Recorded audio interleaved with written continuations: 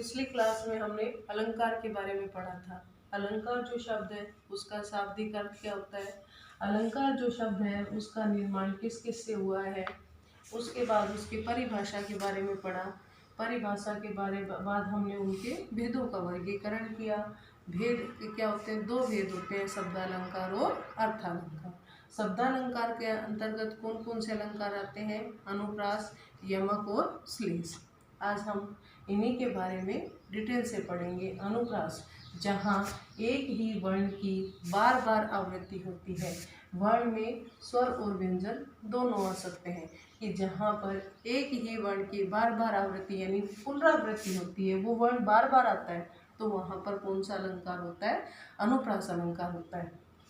मैंने बताया था कि शब्दालंकार में जहाँ पर शब्द को यदि उस शब्द को हटाकर उसका पर्यायवाची रख देते हैं तो उसका क्या होता है, जो चमत्कार है, उसका जो इंटरेस्ट, जो जिज्ञासा है जिस शब्द से वो बना है, वो उसका खत्म हो जाता है। तो उदाहरण हम देखें, मैंने आपको रसखान पढ़ाया था और रसखान का पहला सवैया था, उसकी चौथी पंक्ति है कि जो खग हो तो बसेरो करो, मिली कालिंदी कूल कदम की डाल।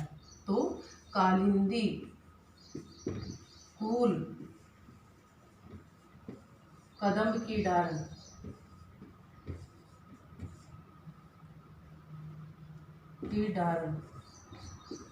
यहाँ पर आप देख रहे हैं कौन से वर्ण की आवृत्ति हो रही है, क वर्ण की बार बार आवृत्ति हो रही है। तो यहाँ पर कौन सा अलंकार है, अनुप्रास। दूसरा उदाहरण हम देखें, रघुपति, राघव, राजा राम। यहाँ पर कौन से वर्ण की आवृत्ति हो रही है, र वर्ण की। ऐसे खूब सारे उदाहरण हैं, जैसे तरनी तनुजा, तट तमाल, तरुवर बहु छाई। यहाँ पर कौन सी वर्ण की आवृत्ति हो रही है, तय वर्ण की आवृत्ति हो रही है।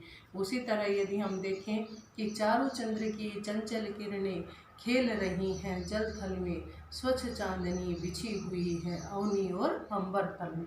तो च वर्ण की आवृत्ति हो रही है, चारों चंद्र की चंचल किरणें खेल रही हैं जल थल में। तो यहाँ पर कौन से वर्ण की आवृत्ति हो रही है, च वर्ण की। तो कहने का तात्पर्य यह है कि जहाँ पर किसी भी वर्ण की बार बार आवृत्ति होती है तो वहाँ पर कौन सा अलंकार होता है, अनुप्रास अलंकार। उसके बाद देखो यमक। यमक जो शब्द है, देखो हर शब्द का अपना एक अर्थ होता है। यमक शब्द का अर्थ होता है जोड़ा, युग्म। इसका दूसरा जो पर्यायवाची है वो क्या है, युग्म। युग्म का अर्थ भी क्या होता है, जोड़ा होता है। जहाँ दो शब्द आए और दोनों शब्दों का अर्थ क्या हो, भिन्न भिन्न हो, अलग अलग हो। यानी जहाँ काव्य पंक्ति में एक शब्द दो या दो से अधिक बार आए और हर बार उसका अर्थ क्या हो, अलग अलग हो, वहाँ पर कौन सा अलंकार होता है, यमक अलंकार होता है।